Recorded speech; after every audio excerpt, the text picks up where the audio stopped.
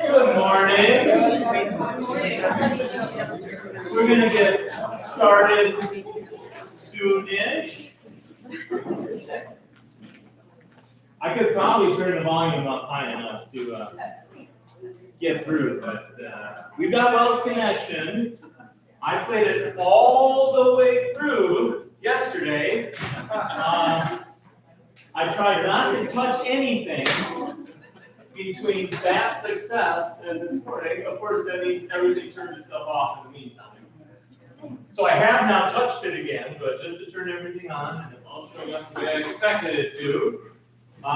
So hopefully we'll get past the first however long we watched last week, and we can actually watch the entire Wells Connection for the month of August this morning. After that, we're back into Triumph of Grace. We're on lesson 4. We're looking at Romans 12. And if you want to get to the very page, we're on page 3. That's where we'll be picking up today. So that's where we're heading. Let's see if we can get Wells Connection to play all the way through for us. And of course, we get that in between.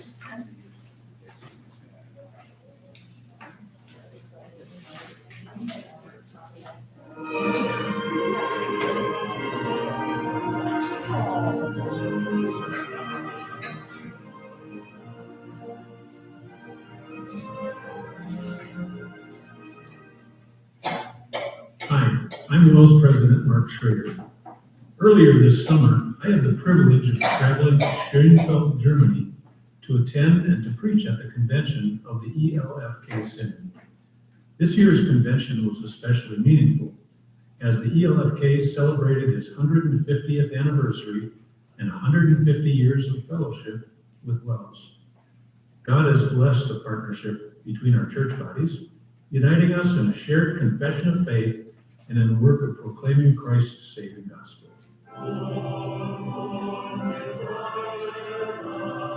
In the 1870s, the Wisconsin Synod was developing here in the United States. And at the same time, the Evangelical Lutheran Free Church, or ELFK, was developing over in Germany. The two quickly realized the blessing of joining together in fellowship as a result of their shared faith. Wells and the ELFK are like two twins that were separated at birth and raised in different households on opposite sides of the Atlantic Ocean. We have different languages, different histories over the past 150 years, but we are absolutely related. Und Zuversicht in die Kraft und die Verheißungen eines treuen Gottes. Amen. Und ich war sehr glücklich und dankbar, dass er diesmal die Einladung angenommen hat und dass er auch bereit war zu predigen. The ELFK is made up of congregations across Germany, especially in the East.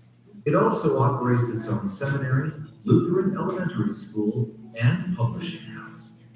This is a group of people whose hearts have been won by the gospel. And as I attend their conventions and hear their reports, one thing that always stands out to me is the tremendous amount that this group of 1,200 people are able to do. We look in our congregation and not collect the members, but we look at the souls in our heart, the souls of the members, that they have Christ in their heart. A key aspect of the relationship between the two church bodies is the opportunity for students from the ELFK to study at Wisconsin Lutheran Seminary or Wells High School. We have an elementary school. It's from 1st until 4th grade, and then everybody has to go to a public school. We would love to have schools maybe from 5th to 10th grade, but it's not so easy to get it started. And so we enjoy sending people to the States because Wells has a really good school program, and we want them to equip and that they get to know more about as they go. And over the years, a number of Americans from Wells have had the opportunity to study at the ELFK seminary, including Logan Ponko from Michigan. To look around at the pastors who are here, it's such an encouragement, and it's such a blessing to see how God uses a little church like us to make such a big impact in Germany. In fact, throughout Europe, together, Wells, the ELFK, and other sister synods are forging a global support network where resources, prayers, and people can transcend national boundaries to bring the Spirit's life-giving power through the good news of Jesus to a dying world. The ELFK is involved in teaching seminary classes, helping to prepare pastors not only in Germany, but also in Latvia and in Sweden also. And for us, this is always very, very, very helpful because if you're very isolated in a secular country, you feel very lonely. But if you have that kind of relationship, this is a great blessing. We appreciate this fellowship very, very much.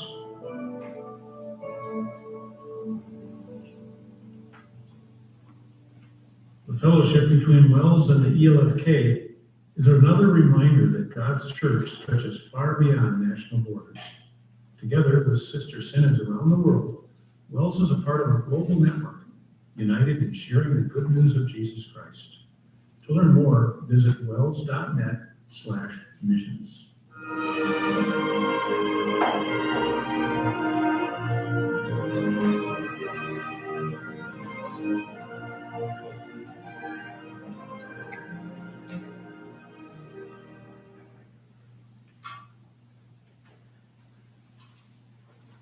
We did it. Do you have any questions or comments, Gary? I believe that is a at least fairly accurate number. I mean, it's probably not exactly, but yeah, would be smaller than the Wells. Would be a similar number to the total number of Wells pastors, roughly. So yes, quite a bit smaller. That's a fine question. She asked about if there are vacancy issues there like there are here, and I do not know the answer to that question. Yeah, I'd be curious to ask around a bit. Yes, please. I know a little bit about German Sure. In Germany almost 10 years.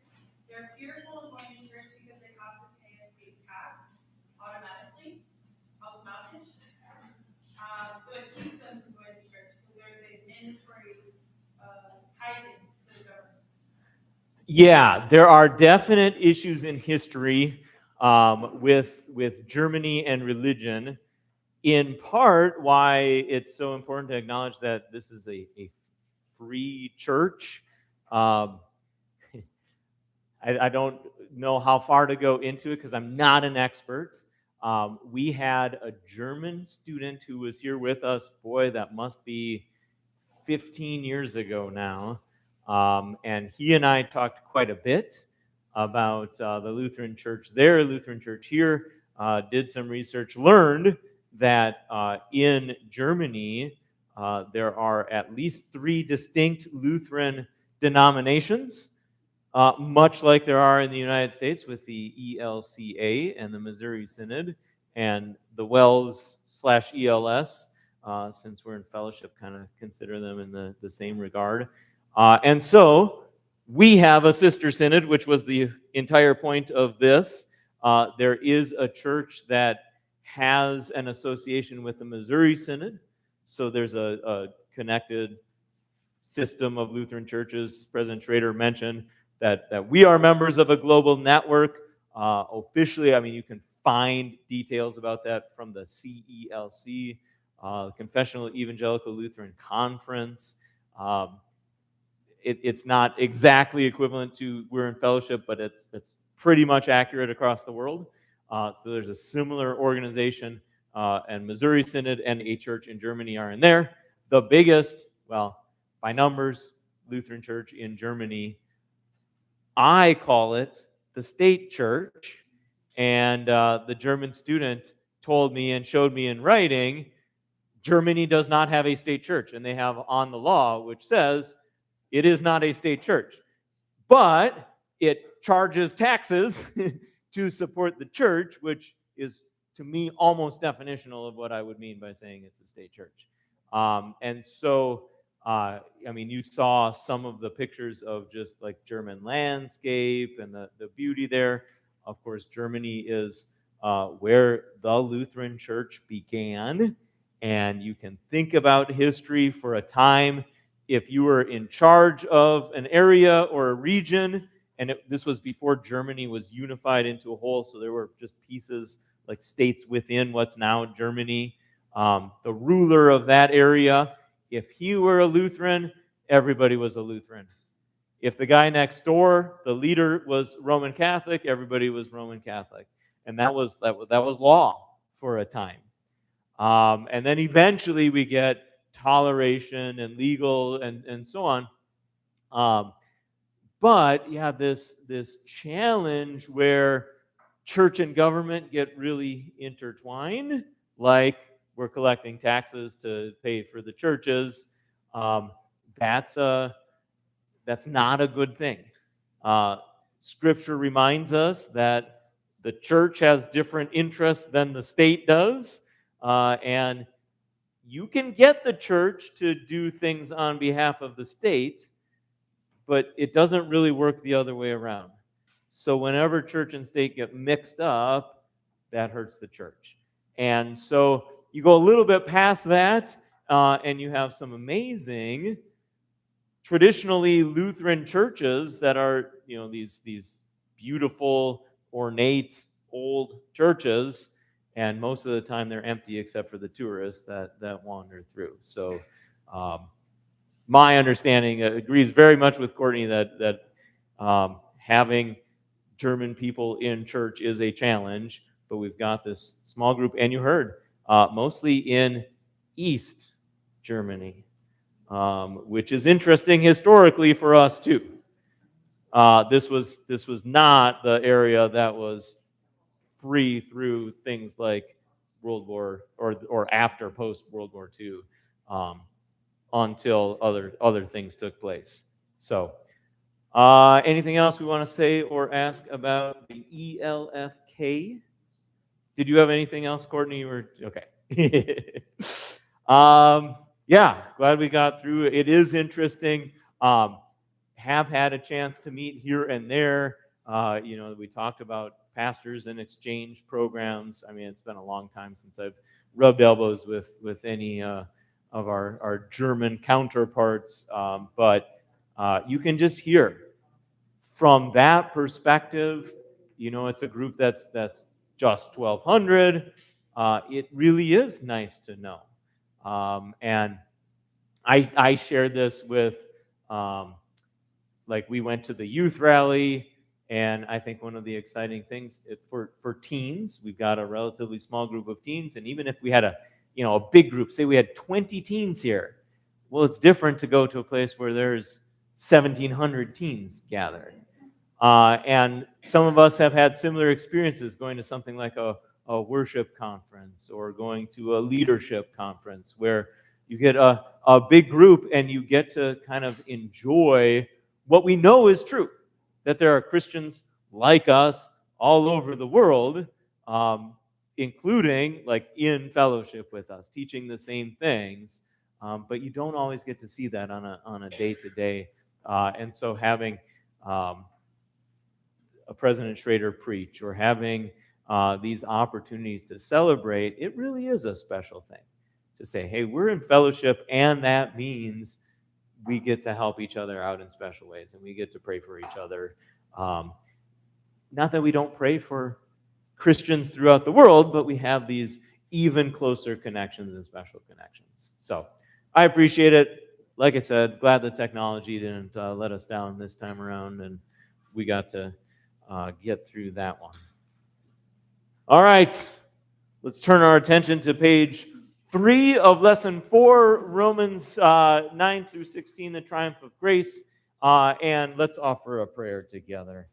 Lord, once again, we ask for your blessing as we gather for this study of your word.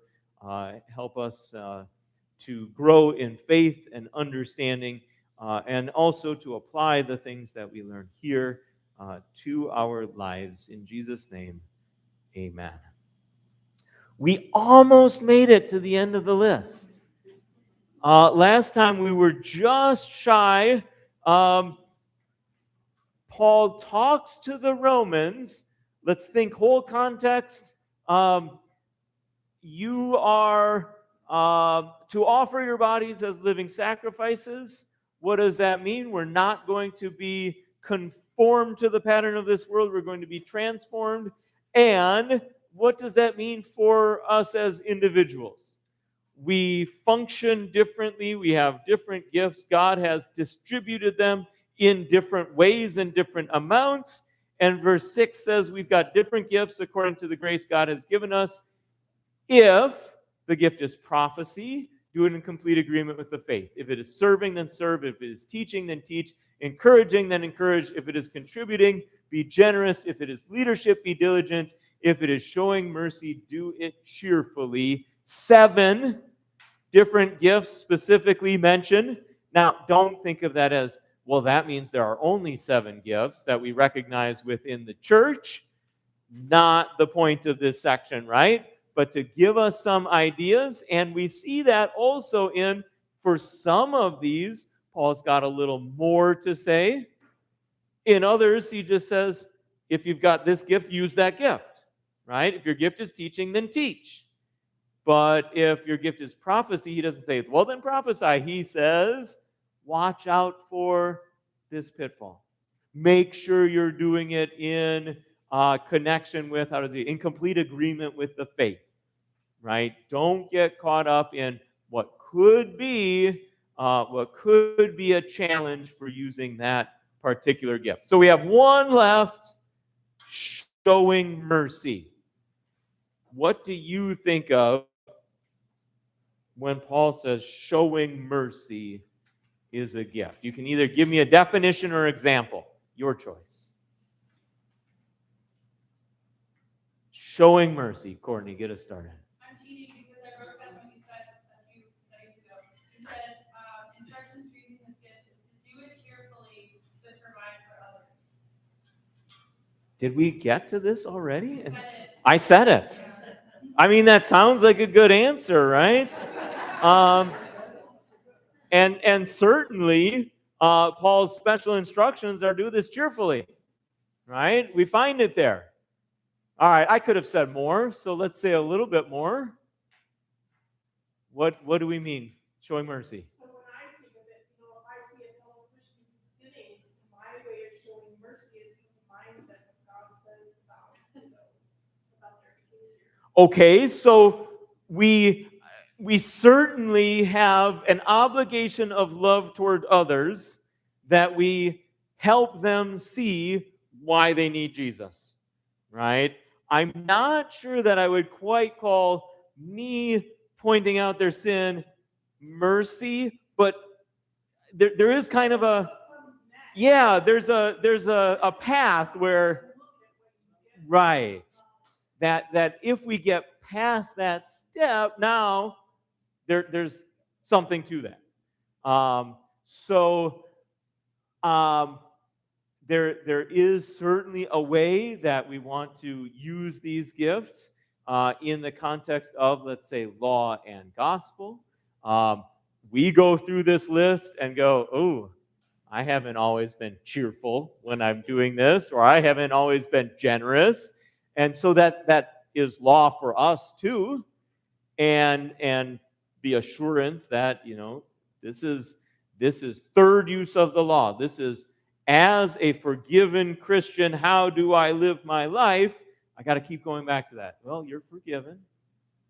Now, how do I serve God with this? So let's still get back. Showing mercy, how are we going to either define it or another example? Kathy. I think about how it's tempting if someone has done something and they've made a mess because they've sinned to just be like, well, you deserve what you got. But instead, you're actually showing the mercy that Jesus showed us in our sin. You're modeling Christ's love that way. Okay. So, yeah, sometimes we talk about mercy as, people not getting the bad things that they deserve, not getting the punishment that they deserve. So, God would have every right to punish us, to punish all people. We're all sinners who fall short of the glory of God. But He doesn't. In love, He sent His Son. So He gives us both mercy and grace. And sometimes Paul uses those words, sometimes in fairly close connection. And we kind of think, well, mercy is God doesn't give us those punishments that we deserve. And grace is He gives us good things that we don't deserve, that we haven't earned. And so in that connection, I think also Kathy was on something when she said, in order for us to show mercy, we kind of have to recognize something about the other person's situation, right? They've got a need of some sort. They've got something that I can help with. And that's where I can step up and I can do something to help with that, to serve that need. Some notes that are in here, for example, there always seems to be some people in the congregation who like to visit the sick, call on nursing home patients, supply food for people in or out of the congregation who are going through a difficult time, and what a blessing that can be. What are we talking? Well, there are needs that people get to meet and ways that we get to serve them. And special instruction, do it cheerfully.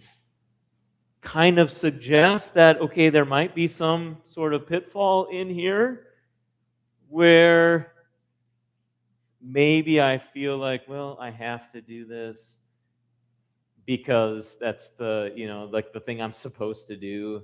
And we kind of go, this is really taking a lot of effort, and I'm not so excited about it.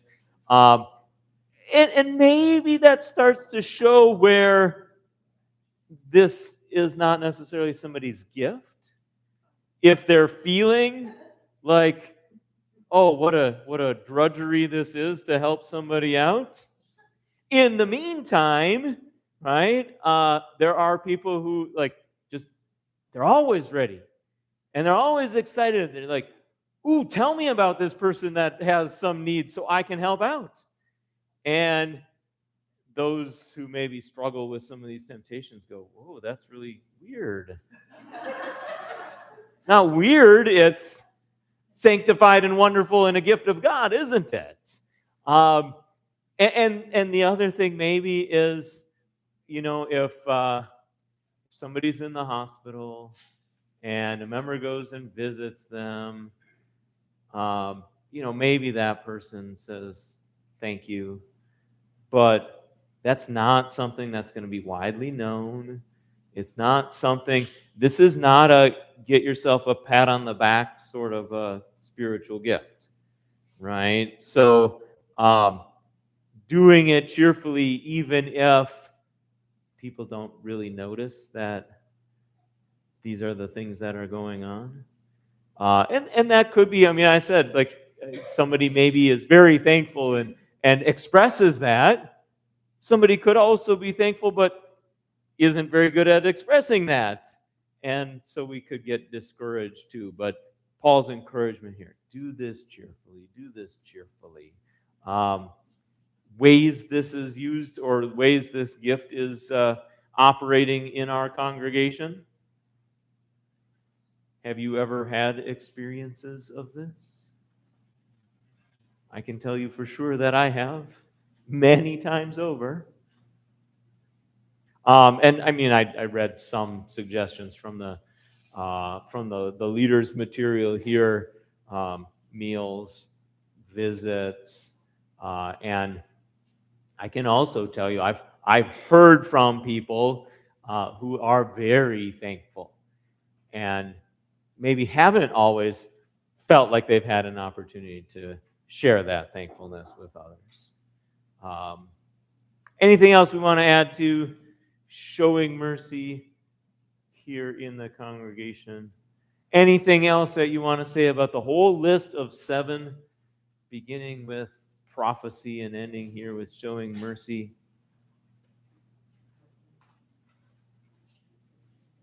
We wanted to get all our talking out before we started class together. Kathy, go ahead.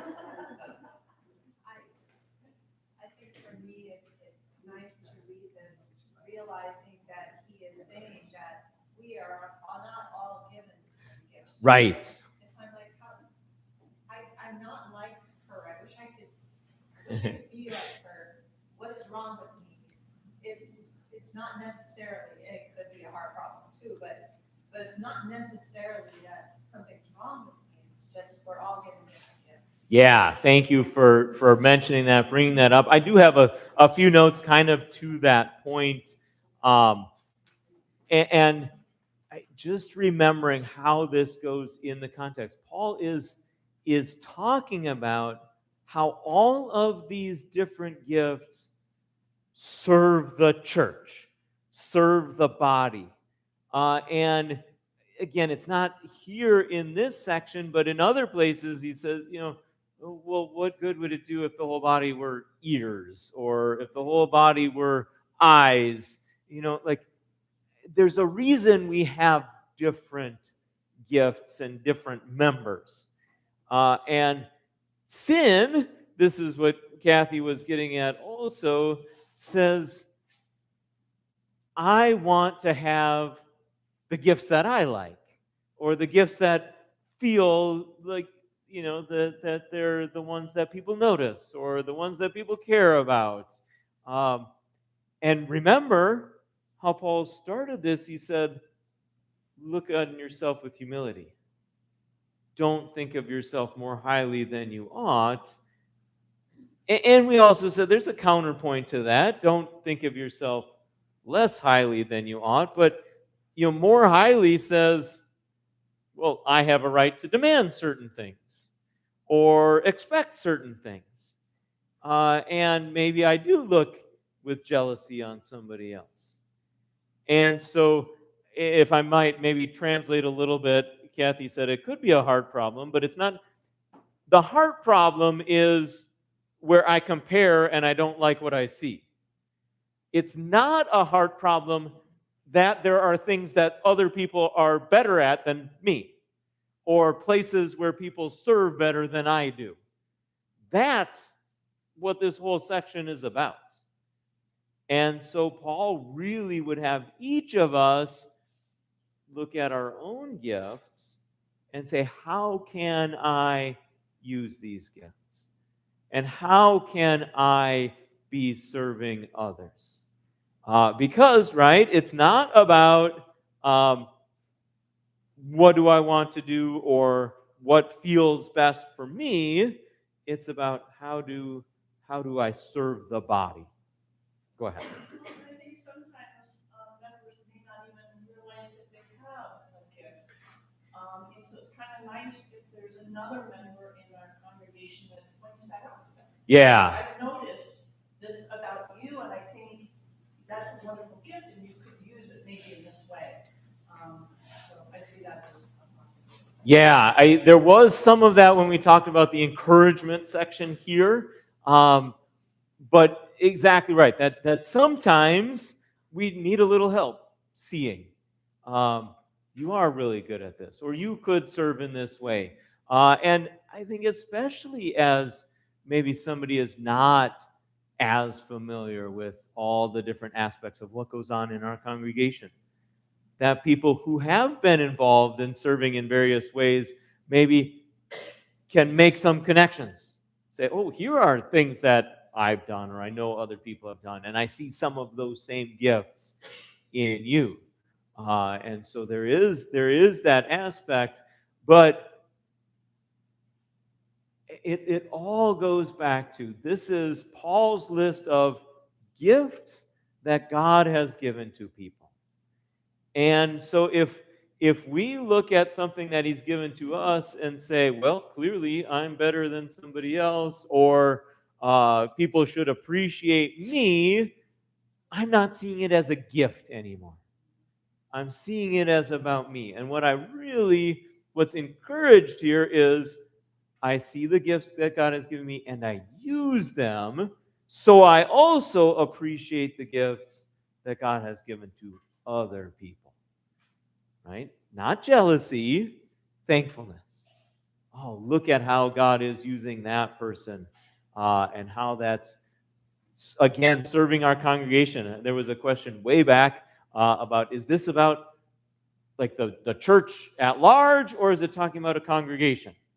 And the answer is yes, but the answer is, of course, where we see it most clearly and where we can really, get to a lot of details is here in our own congregation, because we're not going to know all of the gifts that are in the, CELC or the Wells at large or the whole Christian church on earth. We do know that there are many different gifts.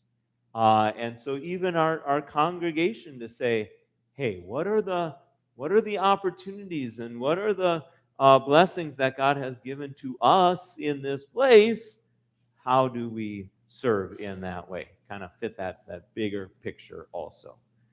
It really is. I think of all the times I've read through this, maybe pretty quickly, and here we took certainly 2, probably 3. Yeah, we took 3 weeks to get through this list of 7 things, right? In other words, there is a depth to this that maybe we don't always appreciate without slowing down to think through each one and kind of walk through that together. So some good reminders. I'm very appreciative of that. Anything else before we go on to the next section? With 10 minutes left in our class? I guess it tells us that we should make it to the end. Verses 9 through 21. Do not just pretend to love others. Hate what is evil, cling to what is good. Be devoted to one another with brotherly love. Think of others as deserving more honor than yourselves. Do not be lagging behind in zeal, but be fervent in spirit as you continue to serve the Lord. Be joyful in hope. Endure trials patiently. Persist in prayer. Share with the saints who are in need. Be quick to welcome strangers as guests. Bless those who persecute you, bless and do not curse. Rejoice with those who are rejoicing, weep with those who are weeping. Have the same respect for one another. Do not be arrogant, but associate with the humble. Do not think too highly of yourselves. Do not pay anyone back evil for evil. Focus on those things that everyone considers noble. If it is possible, as far as it depends on you, maintain peace with everyone. Do not take revenge, dear friends, but leave room for God's wrath. For it is written, vengeance is mine, I will repay, says the Lord. But if your enemy is hungry, feed him. If he is thirsty, give him a drink. For by doing this, you will heap burning coals on his head. Do not be overcome by evil, but overcome evil with good. We have gone through that before. We've read through that, right? And I'm seeing my notes again. Did I tell you the passages that those Old Testament verses come from? Okay, so some of you have them at least. Deuteronomy 32:35 is vengeance is mine, I will repay. Proverbs 25, verses 21 and 22, if your enemy is hungry, and so forth. And I don't know if Jeffrey's got the same question, but a while back he wanted to know about heaping burning coals on his head. We're almost there, Jeffrey. You'll probably still have to come back next week before we really get to answering that question. Is that what your hand was going up for? I wondered. I remembered that you had asked that question before. So I got to we're still going to get there. We're still going to get there. Yep. All right. So we'll get back to that, but let's go back to verse 9. The words love and hate appear really close together. Why would that be?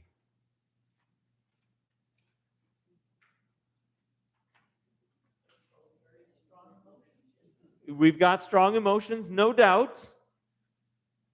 How do these things relate as we see it in this verse, right? We're just really focusing on verse 9. Of course, we can use the wider context if we want to. Yeah, we're talking about opposites. If you love something, well, then you hate the things that are opposed to that thing. An example, I ran across. It's not something that I made up, but I see somebody bullying my child. I feel love for my child and hatred about the bullying. And if I'm not careful, also about the bully, but there are some lines that I ought to be aware of there.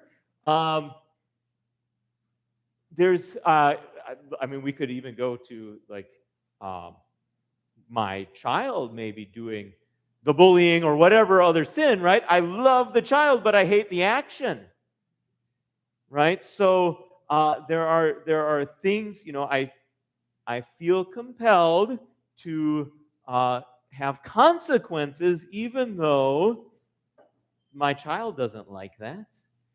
That doesn't feel good in the moment, but loving my child means dealing with those actions, and it has to be strong, right? I have to be actually really concerned about these things, and so Paul sets us up with if I'm going to love others, of course I have to hate what is evil. They go hand in hand. I'm going to have strong feelings about those things. Words to describe our relationship to our fellow Christians: devotion and honor. Verse 10, be devoted to one another with brotherly love. Think of others as deserving more honor than yourselves. What do we mean, or give an example of devotion to a fellow Christian?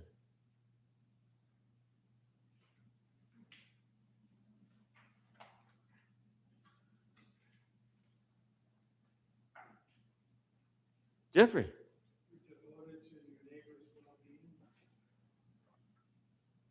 So it could be any number of things from our list, like showing mercy.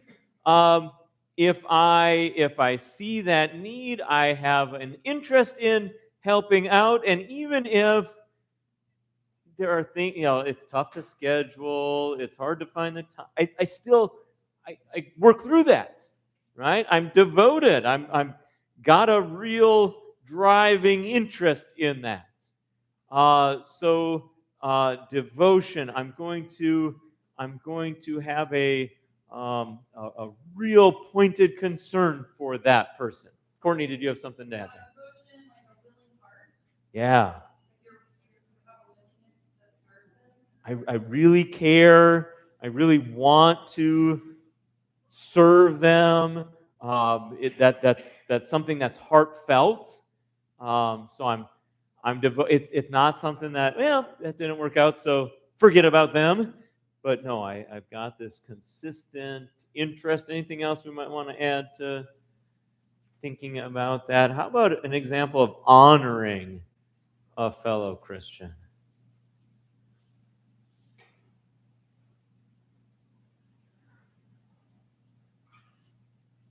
Go ahead, Jeffrey. Yeah, give praise where praise is due. Anyone that we might think of that we want to offer a word of praise to? Gary? Pastors and teachers. I can't say that, right? Pastors and teachers, but not just them either. And here's the connection, right? We should look at others as deserving more honor. We're gonna work through an exercise later on where we say, okay, Paul gives us direction, but remember, he's giving us direction that's counter to the way our society thinks, right? Don't conform, be transformed. So here's what he says about being transformed. How does our society think about that? So honor, right? I have to think that somebody else deserves more honor. That's not what comes naturally to us. We think, boy, pastor's getting a whole lot of credit. I think I could do that. I read the Bible a lot. I know a lot of things. I'm a pretty good speaker, right? We tend to think, and maybe it's also, well, I could have done that better. Yeah, sometimes for sure. And put that on whatever level. I see somebody else getting thanks, words of praise, and I think, well, why is that happening for them? Not for me. That's what comes naturally. Paul says, just turn that around. Don't worry. Lori, go ahead. No, I just wanted to say that the way the worship service, I went to early service, and the way the worship service, the setup of they call it bulletin, but it's the worship service, and the music, it was just spectacular. And a sermon. Well, and I mean, yeah, a good example of we are seeing gifts being put to use. And these are gifts, if you didn't hear talking about like just the whole layout of the service today, I hope you don't come to late service and say, oh, I heard all these good things, and you're super disappointed when you get there.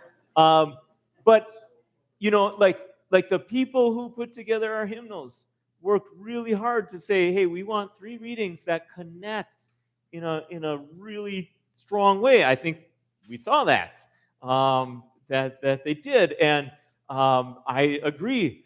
The hymns, not all of them super familiar, although some of them are very familiar, but they all were very much to the point of what was under discussion and help focus our attention and keep our thoughts on that. And so those are gifts being used, and we can say, oh, I don't even know all the people who have a part in that, but I'm thankful for them. Or I'd like to mention like the good things that I notice so that others might be honored in that. So there's an attitude here. Like I said, we're gonna actually be asked by our study to do that as Paul goes on from here, but it applies, throughout this. Show mercy cheerfully. Oh, that's not what comes naturally to everybody. All sorts of things like that. All right, we're going to have to underline there after verse 10. We'll pick it up next time. We don't have Wells Connection, so we'll have a little more time for getting at this. No promises about how long it takes us to get through the rest of the chapter, but we'll see. No promises when we get to the burning coals. Yeah, exactly.